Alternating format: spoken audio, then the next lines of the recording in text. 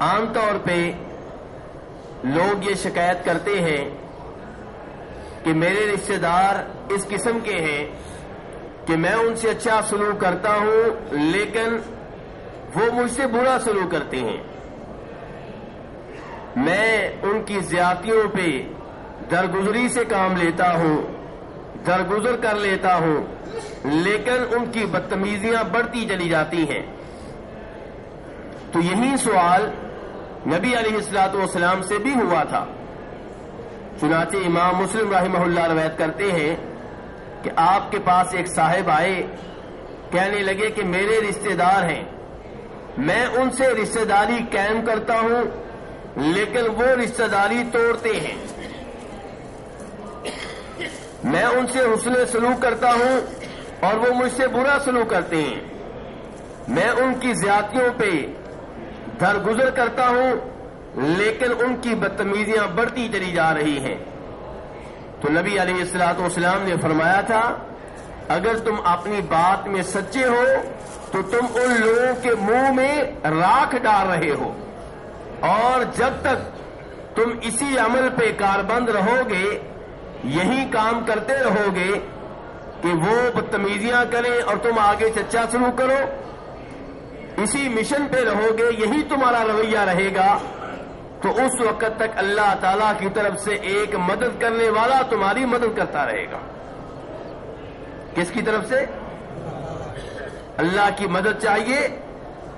تو اس حدیث میں یہ ایک طریقہ بتا دیا گیا ہے کہ اپنے رشتہ داروں سے اچھا سلوک کریں چاہے وہ برا سلوک کریں.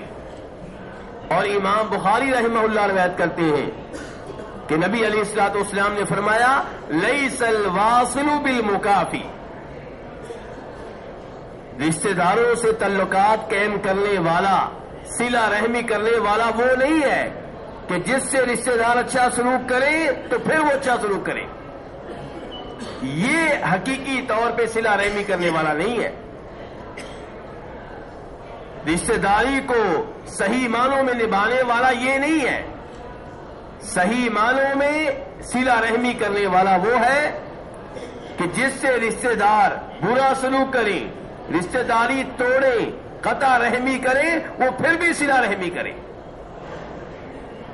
تو میرے بھائیو اس سے آپ اندازہ لگا لیں صلہ رحمی کی کتنی اہمیت ہے کہ آپ کے رشتہ دار آپ سے برا سلوک کریں، آپ سے بدتمیزیاں کریں، آپ کے ساتھ زیادتیاں کریں، پھر بھی آپ کی کوشش یہ ہو کہ میں صبر کروں اور قرآن و حدیث کی وجہ سے، اللہ کے فرامین اور نبی علیہ الصلوۃ والسلام کی حدیث کی وجہ سے ان سے رشتہ داری نبھاؤں، ان سے تعلقات قائم رکھوں.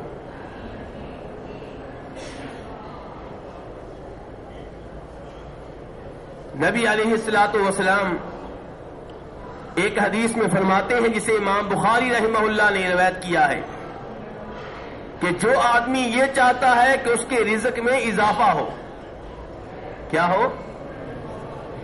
یہ تو اکثر سوال رہتا ہے نا مہاراج جی مولوی صاحب کی وظیفہ بتائیں. کیا بتائیں جی؟ کس کام کے لیے؟ کاروبار چل پڑے، رزق میں برکت ہو. بڑی کوشش کرتا ہوں، بڑی محنت کرتا ہوں، کچھ بنتا نہیں ہے. تو میرے بھائی نبی علیہ الصلوۃ والسلام اس کا ایک علاج بتا رہے ہیں. رزق بڑھنے کے کئی اسباب ہیں، کئی طریقے ہیں، ان میں سے ایک طریقہ وہ ہے جو اس حدیث میں ہے جو بھی بتانے لگا ہوں. آپ فرماتے ہیں جو چاہتا ہے کہ اس کے رزق میں اضافہ ہو، جو چاہتا ہے کہ اس کی عمر میں برکت ہو، کس میں؟ عمر میں برکت ہو، فَلْيَصِلْ رَحِمَ، اسے چاہیے کہ اپنے رشتہ داروں سے تعلقات قائم کرے، حسن سلوک کرے، صلہ رحمی کرے. تو میرے بھائیو یہاں پہ یہ بتایا گیا کہ صلہ رحمی کا فائدہ دنیا میں بھی ہے، آخرت سے پہلے دنیا میں بھی فائدہ ہے.